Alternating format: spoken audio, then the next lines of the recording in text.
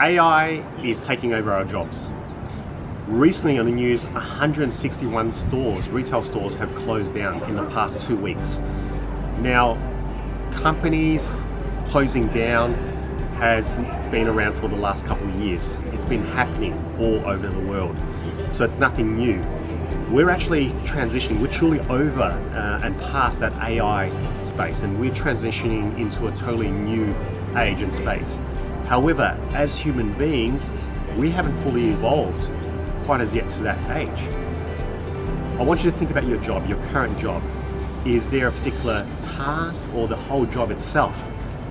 Can it be taken over by a robot or program? And if it is, then you need to start thinking of how to make yourself valuable and safe so that you remain employed. And where it's heading, so I want to give you some key tips on where it is heading that's going to help you stay employed, is being creative. We're constantly coming up with ideas, new things, new ways of doing things. So creativity is key because AI can't replicate creativity. The second part is customer experience. Because we're more and more disengaged, we still want that human interaction. We want to feel special. So having that experience, enjoyable experience, is what people pay for these days. And they'll pay big money for it as well. Thirdly, process improvement. Looking for things that can be streamlined, done better, more efficiently.